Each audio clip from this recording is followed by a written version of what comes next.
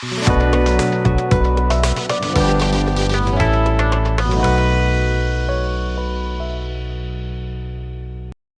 Friends, science के online platform पर आपका स्वागत है। मेरा नाम है अंकित बिंजवा। हम यहाँ पर पूरी साइंस का पेपर नंबर 3 कवर करने वाले हैं। ठीक है, हमारा यहाँ पर पूरा सेक्शन होगा पेपर नंबर 3 साइंस। साइंस का पेपर नंबर 3 हम यहाँ पर पूरा कवर करने वाले हैं, जिसमें हम सबसे पहले फिजिक्स को कंप्लीट करेंगे। फिजिक्स की हर यूनिट को हम यहाँ पर देखते चलेंगे। फिजिक्स में हमारे पास बहुत सारा सेक्शन यहाँ पर अवेलेबल है। ठीक है, इसमें हम एक चीज और जोड़ना चाहेंगे, जैसे फिजिक्स में 3 मार्कर्स आते हैं, ठीक है, 5 मार्कर्स आते हैं, और वहां से 11 मार्कर बनने की जितनी प्रोबेबिलिटी है इन सबको डिस्कस करते जाएंगे। ठीक है, प्लस आखिरी में जैसे ही हमारा एक यूनिट कंप्लीट होगा, उसके बाद मैं आपको बताऊंगा 3 मार्कर, 5 मार्कर एंड 11 मार्कर। ठीक है, 3 मार्कर, 5 मार्कर, 11 मार्कर आपके स्क्रीन पर होंगे। देन हम उनको थोड़ा थोड़ा डिस्कस करते चलेंगे। छोटे छोटे पोर्शन में हम डिस्कस करेंगे कि 3 मार्कर हम कैसे डील करेंगे, 5 मार्कर कैसे डील करेंगे, 11 मार्कर की डील कैसे होगी, उसमें कितने पॉइंट्स हम ऐड कर सकते हैं, कितने सेक्शंस हमारे उसमें होंगे।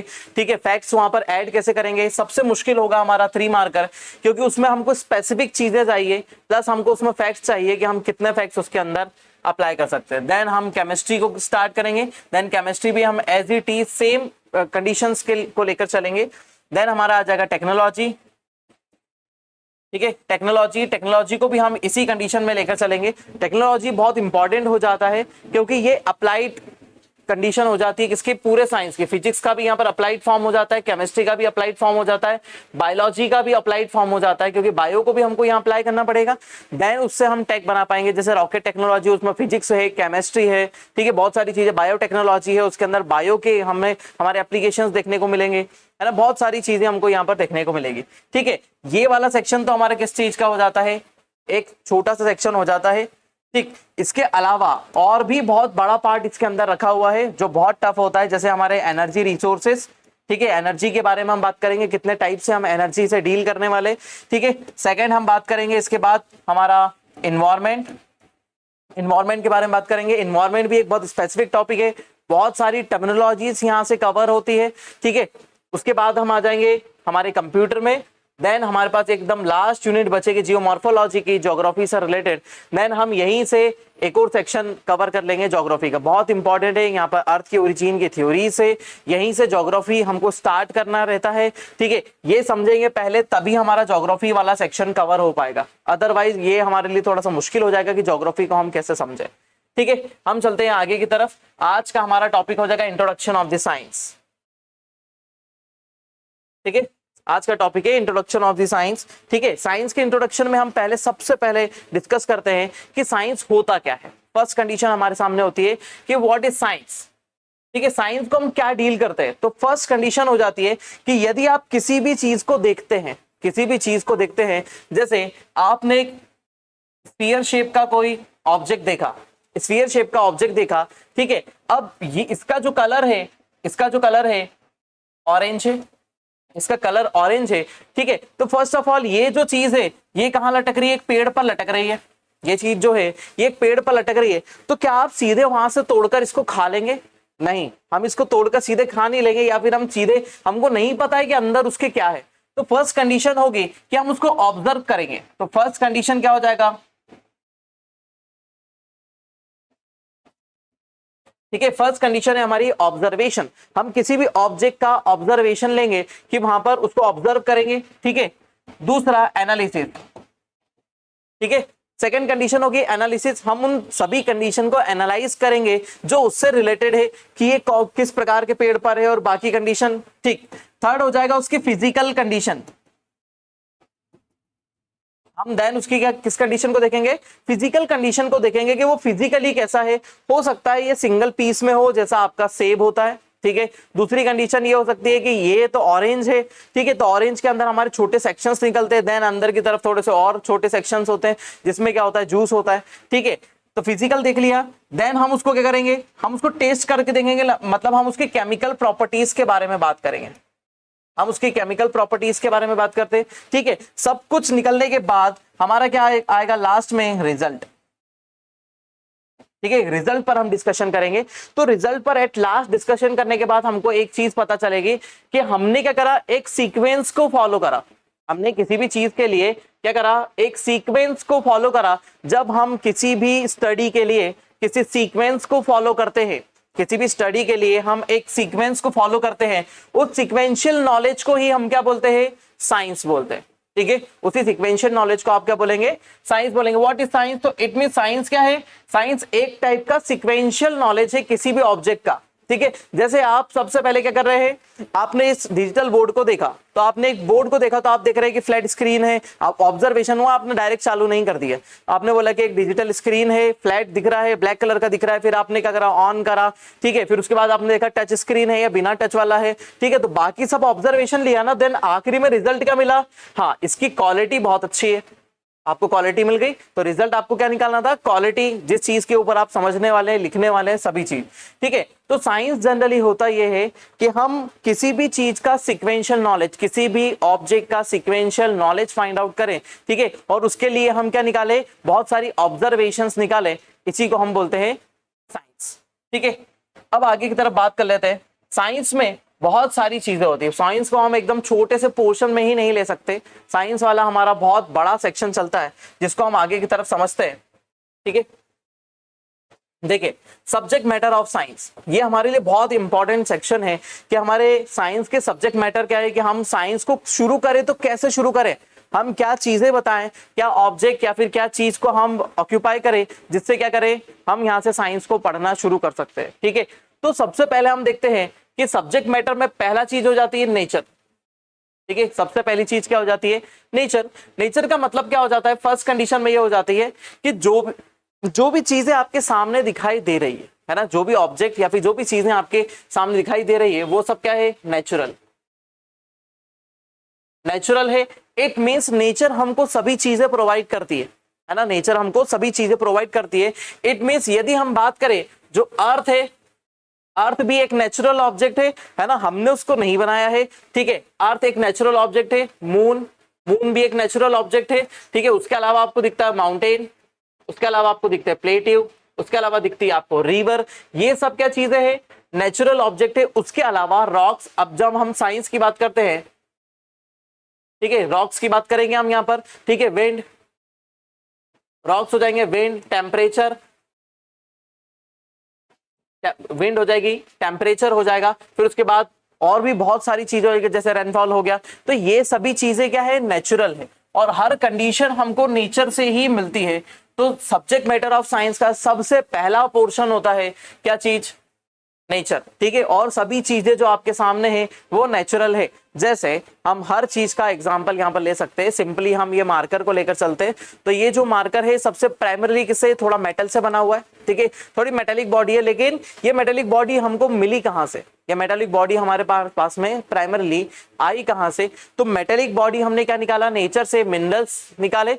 इट मीन्स कहाँ से हम आ रहे हैं, रॉक्स में से, रॉक्स में से हमको मिलेंगे मिनरल्स, रॉक से हमको जैसे मिनरल्स मिले तो मिनरल का एक्सट्रैक्शन करा हमने, उसका प्योरिफिकेशन करा, जैसे प्योरिफिकेशन कर देते हैं तो हमको क्या मिल जाता है, आयरन मिल जाता है, और उसी आयरन से हम क्या कर देते हैं, डिफरेंट टाइप के मटेरियल्स फॉर्म कर लेते हैं, डिफरेंट टाइप के मटेरियल्स बना देते हैं। कभी हमने मार्कर बना दिया, बोर्ड बना दिया, गेट बना दिया, टेबल बना दी, बेंचेस बना दिए।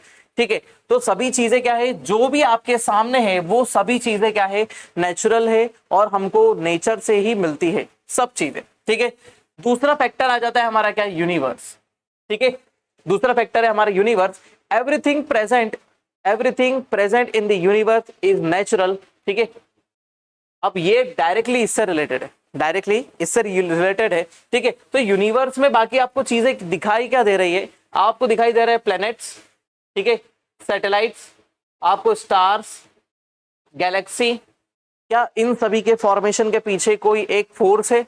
ठीक है, एक फोर्स अप्लाई होता है, वो भी फिजिक्स के ही अंडर आ जाता है। ठीक है, इट मींस फिजिक्स जो है वो बहुत बड़े लेवल पर काम कर रहा है। आपने सेंट्रीपिटल फोर्स देखा, आपने सेंट्रीफ्यूगल फोर्स देखा। सेंट्रीपिटल फोर्स मतलब towards the centre, centrifugal force away from the centre. ये जो फोर्सेस अप्लाई हो रहे हैं, ये जो फोर्सेस अप्लाई हो रहे हैं वो अलग अलग कंडीशंस में हो रहे हैं, और फिजिक्स बहुत बड़ा रोल परफॉर्म करता है। देन उसके साथ में केमिकल बॉन्डिंग हो जाती है, केमिस्ट्री भी यहाँ पर एक बड़ा सा रोल परफॉर्म कर देता है। ठीक है, तो यूनिवर्स में जितनी भी चीजें हैं, जैसे हमको स्टार्स दिख रहे हैं, ये सभी चीजें क्या है, नेचुरल है। ठीक है, प्लस ये सब चीजें क्या है, इनफाइनाइट भी है।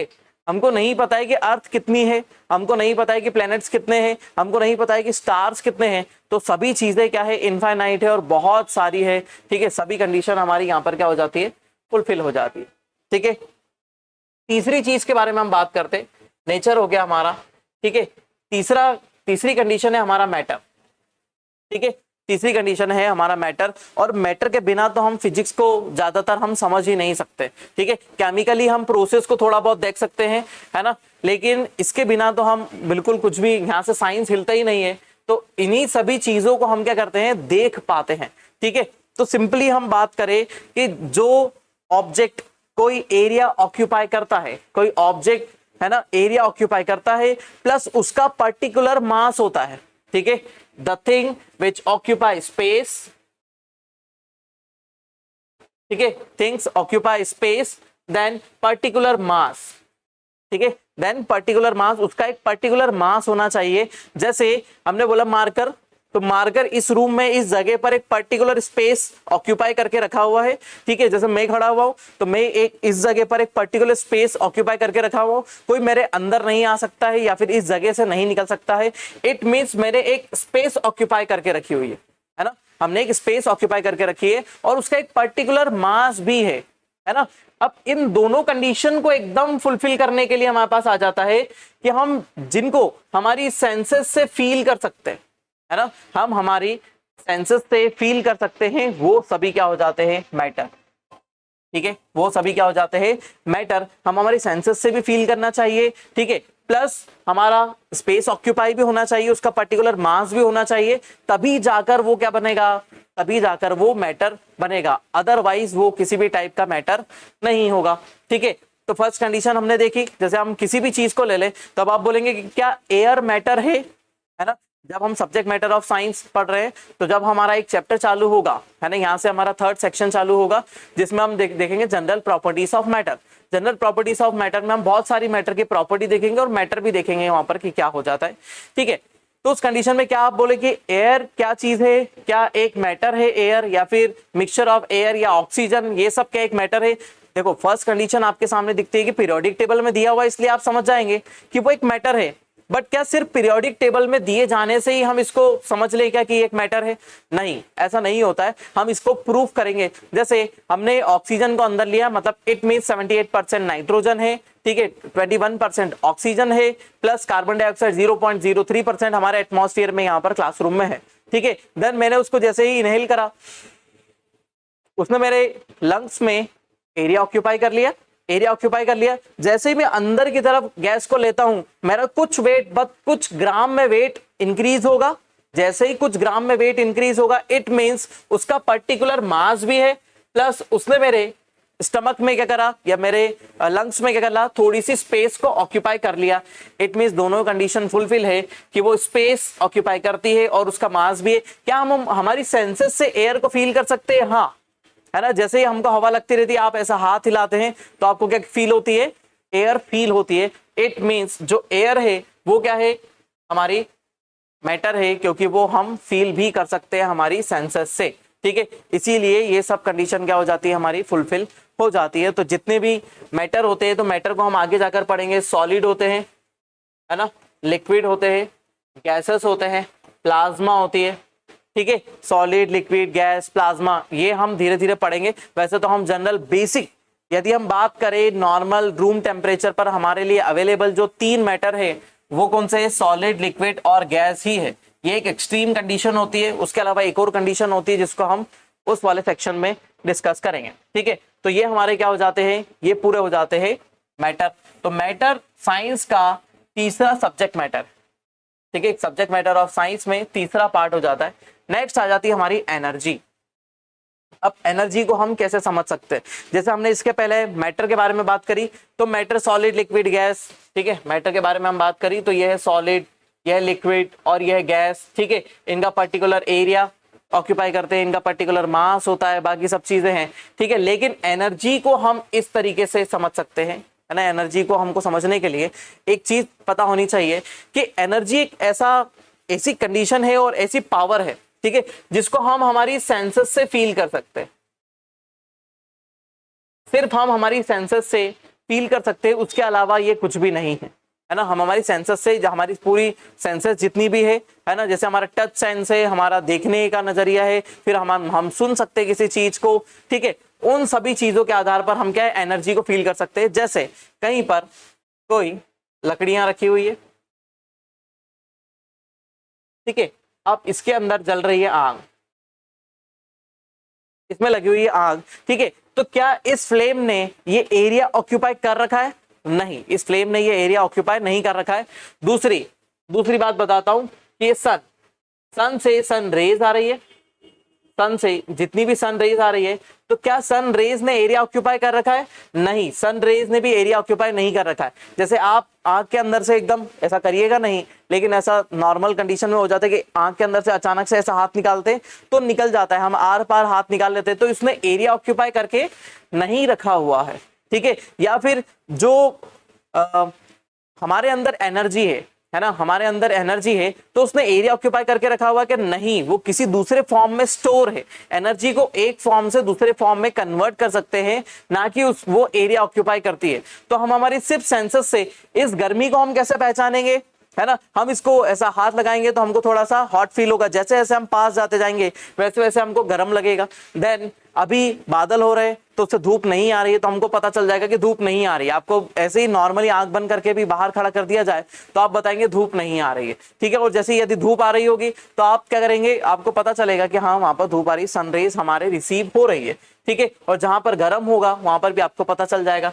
दूसरा हमारी आ जाती है इलेक्ट्रिसिटी, ठीक है। इलेक्ट्रिसिटी हम फील कर सकते हैं, आप सभी को कहीं ना कहीं एक आध बार चटका तो लगा ही है, करंट तो लगा ही है, तो आपको पता चल सकता है कि वो एक टाइप की क्या है, सेंसस है। आप उसको ऐसा नहीं देख सकते कि वायर के अंदर उसने एरिया ऑक्यूपाई कर रखा है ना, वायर के अंदर किसी भी टाइप का एरिया ऑक्यूपाई नहीं कर रखा है, ठीक है। सिर्फ वो एक फॉर्म है जो किसी दूसरे फॉर्म में कन्वर्ट हो जाएगा, है ना, एनर्जी का एक फॉर्म है जो किसी दूसरे फॉर्म में कन्वर्ट हो जाएगा। जैसे हम इलेक्ट्रिसिटी बनाते कैसे, सिंपल फॉर्म में यदि बात करें तो हमने एक डैम बनाया, ठीक है, डैम के पीछे वाटर है, ठीक है, वाटर की पोटेंशियल एनर्जी का हमने यूज करा और कन्वर्ट कर दिया इसको किसमें, काइनेटिक एनर्जी में। काइनेटिक एनर्जी में जैसे ही कन्वर्ट करा, इट मींस हमने डैम से वाटर को रिलीज करा, उससे क्या होगा, टरबाइन का रोटेशन होगा। जैसे ही टरबाइन का रोटेशन होगा तो वो मैकेनिकल एनर्जी में कन्वर्ट हो जाएगी। जैसे ही ये मैकेनिकल एनर्जी में कन्वर्ट हो जाएगी, नेक्स्ट कंडीशन होगी कि ये मैकेनिकल एनर्जी में तो कन्वर्ट हो गई, मैकेनिकल से जब जैसे जैसे उसके अंदर कॉइल रोटेट करेगी, जैसे ही कॉइल रोटेट होगा तो ये किस में कन्वर्ट हो जाएगी, इलेक्ट्रिकल एनर्जी में कन्वर्ट हो जाएगी। और इलेक्ट्रिकल एनर्जी को हम यूज करने लगेंगे। जैसे हमने खुद ने भी एक फैन ऑन करा, जैसे ही फैन ऑन करा तो वो इलेक्ट्रिकल एनर्जी फिर से मैकेनिकल एनर्जी में कन्वर्ट हो गई। Mechanical energy it means fan on हो गया और मोशन करने लगा। अब ये मैकेनिकल एनर्जी वापस से धीरे धीरे किस में कन्वर्ट हो गई, काइनेटिक एनर्जी में, है ना। हमने शुरू काइनेटिक एनर्जी से करा था, एनर्जी को बनना, और काइनेटिक एनर्जी पे खत्म, क्योंकि ये एयर पार्टिकल को मोशन में ला देगी और जिससे हमको हवा लगने लगेगी और हमारी गर्मी दूर हो जाएगी, ठीक है। इस कंडीशन में क्या हो जाएगा, काइनेटिक एनर्जी तक हम आ जाते हैं, ठीक है। तो क्या हो जाता है, हम एनर्जी को सिर्फ क्या कर सकते हैं, एक फॉर्म से दूसरे फॉर्म में, दूसरे फॉर्म से तीसरे फॉर्म में, ठीक है, ऐसे कन्वर्ट कर सकते हैं। सोलर एनर्जी से भी हम इलेक्ट्रिकल एनर्जी बना देते हैं। इस हीट से हम क्या कर देते हैं, वाटर को बॉईल करते हैं, वाटर बॉईल करके हम वापस से टरबाइन चलाते हैं, टरबाइन को हम क्या करते थे, मैकेनिकल एनर्जी में कन्वर्ट, देन फिर वो काइनेटिक एनर्जी में कन्वर्ट हो जाता है, ठीक है। सभी एनर्जी क्या हो जाती है, कन्वर्ट होती रहती है एक फॉर्म से दूसरे फॉर्म में। जैसे मैं अभी बोल रहा हूं तो मेरी एनर्जी निकल रही है, ठीक है, मैं नाश्ता करके आया हूं तो मेरे पास एनर्जी है, देन इस एनर्जी को मैं आपकी तरफ रिलीज कर रहा हूं, किस फॉर्म में, है ना, मेरे आवाज के फॉर्म में, ठीक है, विजुअलाइजेशन, मेरे हाथ के मोशन, इन सब के फॉर्म में, और ये एनर्जी रिलीज होकर आपके पास पहुंचेगी। आप मोबाइल पर देखेंगे, उस एनर्जी को वेस्ट करेंगे, आपकी मोबाइल की बैटरी डाउन होगी, अब वो एनर्जी आपके अंदर आ चुकी, फिर आप भी उसको कहीं ना कहीं, जैसे दिमाग लग रहा है, आप बैठे हुए है ना और पढ़ रहे हैं ऑनलाइन, ठीक है, उस हिसाब से आपकी एनर्जी लग रही है, आपका दिमाग काम कर रहा है, आपको पढ़ते पढ़ते एकदम भूख लगने लगती है, इट मींस आपकी एनर्जी क्या हो रही है, यूज हो रही है, मतलब कन्वर्ट हो रही है किसी दूसरे फॉर्म में, ठीक है। तो ये हमारा फैक्टर था, कौन सा, एनर्जी। अब हम अगले फैक्टर की तरफ चलते, ठीक है। नेक्स्ट फैक्टर हमारा आ जाता है क्या, relation between matter and energy, relation between matter and energy, ठीक है।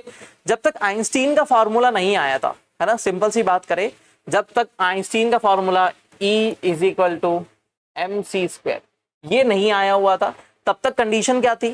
तब तक कंडीशन ये थी कि ऐसा बोला जाता था कि हम मैटर को एनर्जी में कन्वर्ट करते हैं, लेकिन एनर्जी को वापस मैटर में कन्वर्ट नहीं किया जा सकता।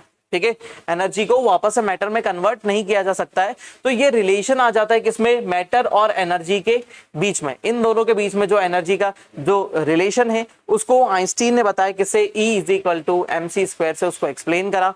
ठीक है, इसके अंदर एनर्जी है, ये मास है और ये स्पीड ऑफ लाइट है। ठीक है, तो हम एनर्जी से वापस भी मैटर बना सकते हैं। ठीक है, अब ये जो दोनों रिएक्शन होती है ना, उनके बारे में बात कर लेते हैं कि कौन कौन सी रिएक्शन हो जाती है। ठीक है, मैटर से एनर्जी निकालना है तो आपको क्या करना पड़ेगा? न्यूक्लियर फ्यूजन होता है या फीजन होता है, दिमाग में एकदम क्लियर रखे। जैसे आप गाना, जैसे डांस वांस के प्रोग्राम आजकल आप देखते हैं तो उसमें आप देखते हैं कि हमने एक फ्यूजन वाले स्टाइल पर डांस करा या फिर हमने फ्यूजन में गाना गाया। ठीक है, तो फ्यूजन मतलब क्या हो जाता है? सभी चीज का मिला जुला रूप। ठीक है, सभी चीज का मिला जुला रूप। और फीजन क्या हो जाता है? फीजन मतलब तोड़ना, है ना, ब्रेक कर देना। तो न्यूक्लियर फीजन करेंगे। ठीक है, न्यूक्लियर फीजन। ठीक है, उससे क्या हो जाएगा? ये ब्रेक हो जाएगा और ब्रेक हो जाने के बाद क्या निकलेगी? एनर्जी निकलेगी। ठीक है, एनर्जी को वापस से हम क्या? Nuclear fusion, nuclear fusion. ठीक है, फ्यूजन से मतलब फ्यूज करना, जोड़ना। ठीक है, उससे क्या हो जाएगा? वापस से मैटर में कन्वर्ट हो जाएगा। ठीक है, तो ये दोनों रिवर्सिबल एनर्जी है। पहली एनर्जी हम किससे? यूरेनियम को ब्रेक कर रहे हैं, यूरेनियम 235 तो हम यदि ब्रेक करेंगे तो क्या निकलेगा? 2 यूरेनियम बनेंगे प्लस इसके साथ में 2 न्यूट्रॉन्स निकलेंगे। ये हम एनर्जी में पढ़ेंगे। ठीक है, इससे क्या निकलेंगे? 2 न्यूट्रॉन्स निकलेंगे। देन ये न्यूट्रॉन आगे जाकर यूरेनियम को ब्रेक करेंगे। ठीक है, ऐसा चेन रिएक्शन चलती जाएगी और ये कौन सी हो जाएगी? Nuclear fusion. ठीक है, फीजन। ये कौन सी रिएक्शन हो गई? Nuclear fission. ठीक है, न्यूक्लियर फिजन के बाद हमने देखा था कि सन में एक रिएक्शन होती है जिसमें हाइड्रोजन पार्टिकल ज्वाइन होते हैं, देन हीलियम का हैवी पार्टिकल बनता है। ठीक है, क्योंकि हाइड्रोजन पहले नंबर पर है, हीलियम दूसरे नंबर पर है, तो हाइड्रोजन के पार्टिकल ज्वाइन होते हैं और क्या बनाते हैं? हीलियम। देन इससे भी एनर्जी रिलीज होती है ना, यहाँ से भी एनर्जी रिलीज होती है क्योंकि इनको ज्वाइन करने में भी एनर्जी लगी। ठीक है, प्लस इनको ब्रेक करने में भी एनर्जी का यूज हुआ। ठीक है, ज्वाइन में भी एनर्जी लगती है और रिलीज ब्रेक करने में भी एनर्जी लगती है। ठीक है, तो ये जैसे जैसे ज्वाइन हो जाएगा तो ये क्या हो जाएगा? Nuclear fusion. ठीक है, हमने किसी चीज का फ्यूजन कर दिया। तो ये 2 रिएक्शन है जो एक चीज को प्रूव करती है कि कुछ मैटर को हम ज्वाइन कर सकते हैं। ठीक है, और कुछ मैटर को हम ब्रेक करके भी एनर्जी निकाल सकते हैं और ज्वाइन करके भी एनर्जी निकाली जा सकती है। ठीक है, ये कंडीशन क्लियर है। चलिए, तो यहां तक ये हमारा ये सेक्शन था। देखो, अब इसके आगे वाला सेक्शन देख लेते हैं कि आगे हमारा क्या दिया हुआ है। देखो, सब्जेक्ट मैटर ऑफ साइंस तो हमने देख लिया। अब आ जाते हैं पार्ट्स ऑफ साइंस। ये भी हमारे लिए बहुत इंपॉर्टेंट है कि साइंस के पार्ट्स कौन कौन से हैं। ठीक है, बेसिकली हम सबसे पहले बात करें तो पार्ट्स ऑफ साइंस में पहला आ जाता है नेचुरल साइंस, है ना। साइंस को हम कितने पार्ट्स में डिवाइड करते हैं? तो पहला आ जाता है नेचुरल साइंस। नेचुरल साइंस मतलब कंडीशन क्या है कि हम नेचुरल चीजों के बारे में बात करेंगे। जैसे हमने सब्जेक्ट मैटर में भी बात करी कि सब चीजें क्या है? नेचुरल है। ठीक है, नेचुरल साइंस के अंदर क्या आ जाता है? 2 चीजों के बारे में हम बात करेंगे। फर्स्ट कंडीशन आ जाएगी हमारे पास मटेरियल साइंस। फर्स्ट कंडीशन क्या है?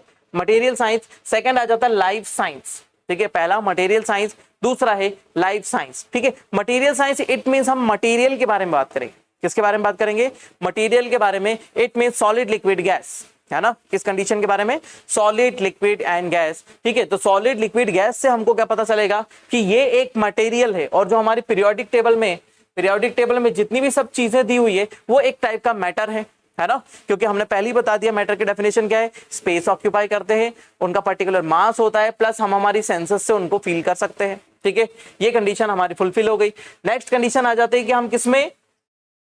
मटेरियल साइंस में पहला क्या है? फिजिक्स है। मटेरियल साइंस में पहला क्या है? फिजिक्स है। ठीक है, अब फिजिक्स इट मींस क्या? What is physics? ठीक है, यदि हम किसी भी ऑब्जेक्ट की फिजिकल प्रॉपर्टीज के बारे में स्टडी करते हैं, ठीक है, physical properties of any matter, ठीक है, इज कॉल्ड दी फिजिक्स। ठीक है, जैसे कोई भी ऑब्जेक्ट है, सिंपल किसी ऑब्जेक्ट के बारे में बात करी कि हमने बोला कि एक गेंद है, ठीक है, एक बॉल को हमने ले लिया। ठीक है, अब बॉल से रिलेटेड हम क्या क्या चीजें ले सकते हैं? हम उसके केमिकल कंपोनेंट के बारे में हमको नहीं बात करनी है कि वो कौन सी लेदर का बॉल है, कि प्लास्टिक का बॉल है, रबर का बॉल है, टेनिस बॉल है। ठीक है, हमने सिर्फ एक बॉल को लिया, बस हम उसके बारे में देख रहे हैं कि बॉल कैसे स्फीयर शेप में है, जब हम इसको रोल करेंगे तो यहाँ पर क्या होगा? फ्रिक्शन होगा। ठीक है, उसमें फ्रिक्शन होगा, प्लस न्यूटन के थर्ड लॉ को भी फॉलो करेगी। ठीक है, जैसे ही हम इसको किसी दीवार के ऊपर फेंकेंगे तो क्या करेगी, न्यूटन के थर्ड लॉ को भी फॉलो करेगी, ये टकरा कर वापस भी आएगी। ठीक है, तो ये कंडीशन है। फिर उसके बाद हम इसको क्या है, एक रस्सी से बांध के घुमाएंगे तो क्या होगा कि ये सेंट्रीफ्यूगल फोर्स सेंट्रीपिटल फोर्स को भी फॉलो करेगी। एक रस्सी से बांधकर हम इसको घुमाने लगे तो सेंट्रीपिटल फोर्स सेंट्रीफ्यूगल फोर्स के बारे में भी हमको नॉलेज देने लगी।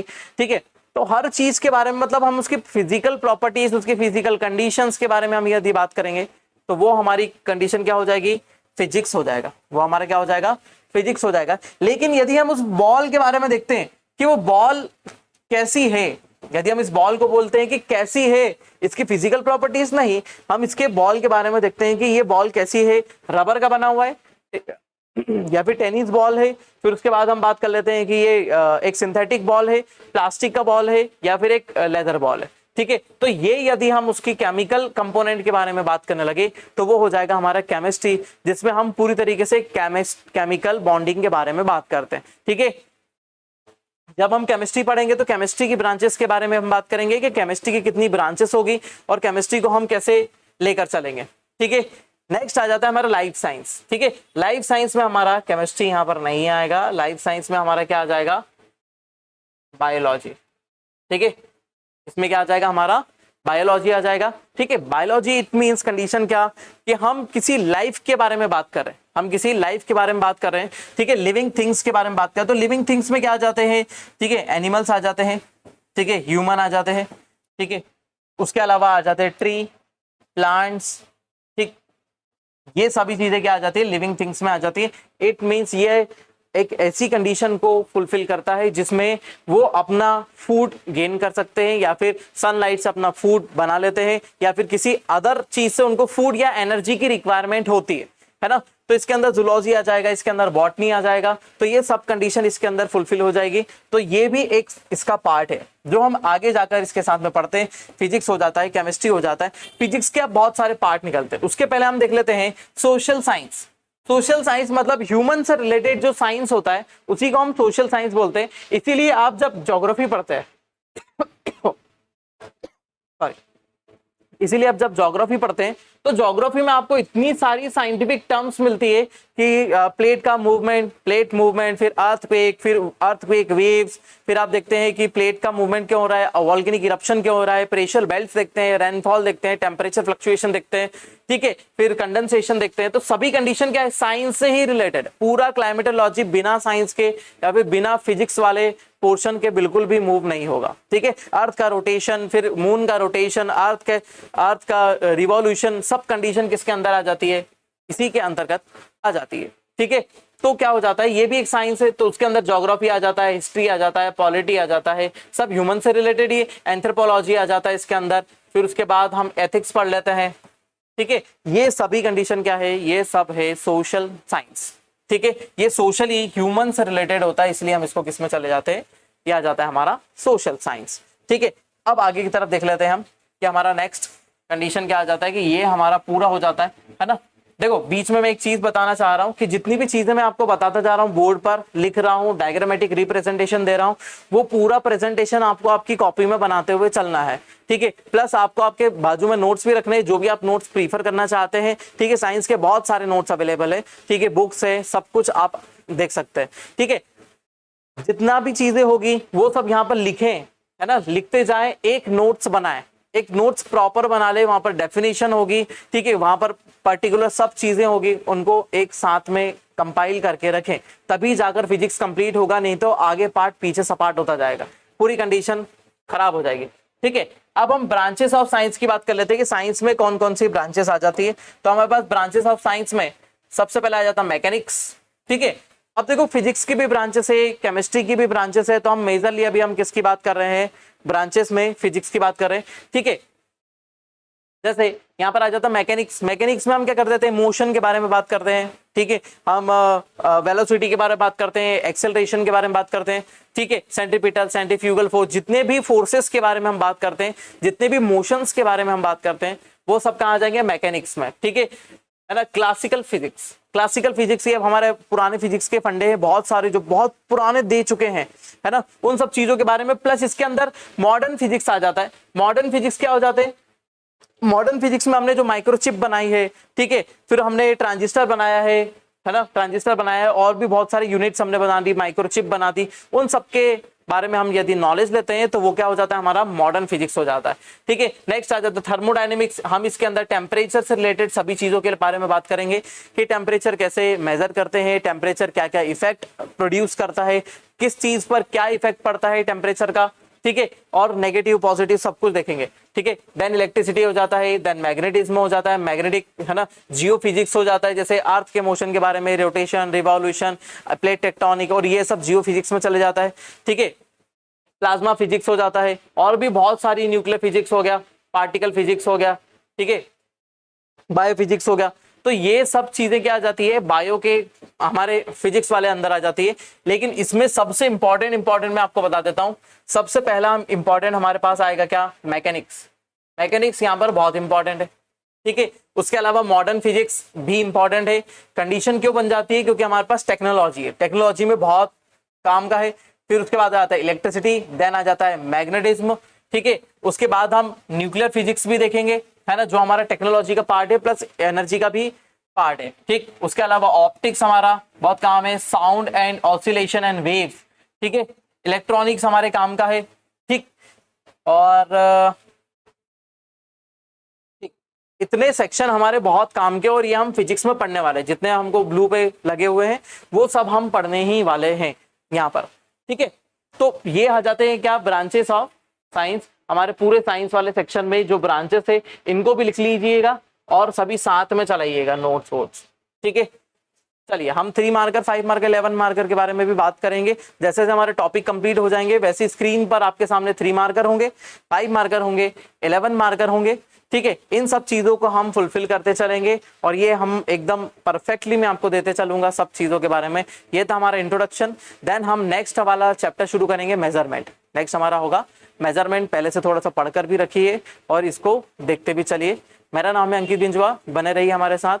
मिलते हैं नेक्स्ट लेक्चर में। Thank you so much.